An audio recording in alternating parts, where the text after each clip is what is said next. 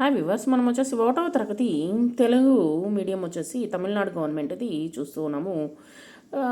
Term 3లో వచ్చేసి గాలి వీస్తుంది, వాన కురుస్తుంది, పడవలు వదులుదామా.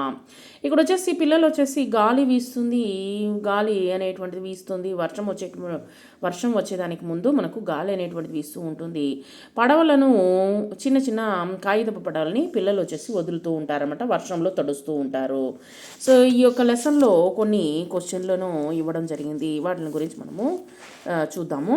వర్షము అంటే మీకు ఇష్టమా? సో ప్రతి ఒక్కరికి వర్షం అంటే చాలా ఇష్టము. అవును, మాకు వర్షం అంటే ఇష్టము.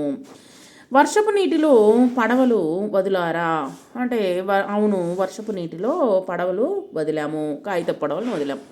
కాగితపు పడవలను చేయడము తెలుసా? అవును, కాగితపు పడవలని చేయడము తెలుసు. వర్షం కురిసేటప్పుడు బయటకు వెళ్ళాలంటే దేనిని తీసుకొని వెళ్తారు?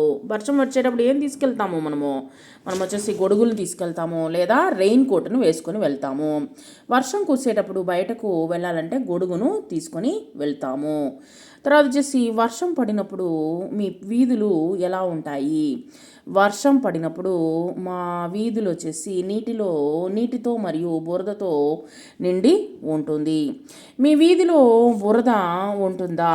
సో మా వీధిలో వచ్చేసి బురద అనేటువంటిది ఉంటుంది. మీ ఇంటి చుట్టూ ఉన్నటువంటి చెట్లు వర్షంలో ఎలా ఉంటాయి? మా ఇంటి చుట్టూ ఉన్నటువంటి చెట్లు వచ్చేసి వర్షంతో తడిసి చెట్లకు కావలసినటువంటి నీటిని అవి తీసుకుంటుందన్నమాట. కాబట్టి వర్షం అనేటువంటిది చాలా మంచిది. వర్షం వచ్చేటప్పుడు మట్టి వాసన వస్తుందా? అవును, వర్షం పడే ముందు వర్షం వచ్చేటప్పుడు మట్టి వాసన అనేటువంటిది వస్తుంది. వర్షం వచ్చేటప్పుడు ఏ ధ్వనులను వింటారు? మనం వచ్చేసి వర్షం వచ్చేదానికి ముందు ఏమేమి వస్తుంది? ఉరుముల యొక్క శబ్దము వింటాము.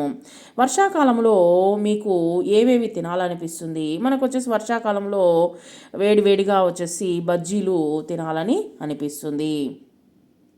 తర్వాత వర్షం కురిసేటప్పుడు మీ ఊరిలో విద్యుత్ అనేటువంటిది ఉంటుంది. విద్యుత్ అంటే ఏంటి? కరెంట్ అనమాట. సో వర్షం కురిసేటప్పుడు వచ్చేసి మా ఊర్లో విద్యుత్తు ఉండదు, కరెంట్ అనేటువంటిది ఉండదు. సో ఇప్పుడు వచ్చేసి ఇన్వర్టర్లు అనేటువంటిది ప్రతి ఒక్కరి ఇంట్లలో వచ్చేసింది. కరెంట్ లేకపోయినా సరే వాటిని ఎలాగోలాగా మేనేజ్ చేస్తూ ఉన్నాము. కరెంట్ అనేటువంటిది ఒక లైట్, ఒక ఫ్యాన్తో మనము ఈ యొక్క ఇన్వర్టర్లతో మనము ఉపయోగిస్తూ ఉన్నాము. వర్షం పడకపోతే చెట్లు చేమలు పెరుగుతాయా?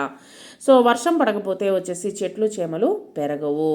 తర్వాత వచ్చేసి నీరు వేటికి ఉపయోగపడతాయి? మనం వచ్చేసి స్నానం చేయడానికి, తర్వాత వచ్చేసి వండడానికి, బట్టలు ఉతకడానికి, త్రాగడానికి, వ్యవసాయానికి, ప్రతి ఒక్కదానికి నీరు అనేటువంటిది ఉపయోగపడుతుంది. నీరు లేకపోతే ఈ ప్రపంచంలో జీవరాశులు అనేటువంటిది ఉండవు, బ్రతకలేవు. కాబట్టి నీరు అనేటువంటిది చాలా ముఖ్యమైనటువంటిది.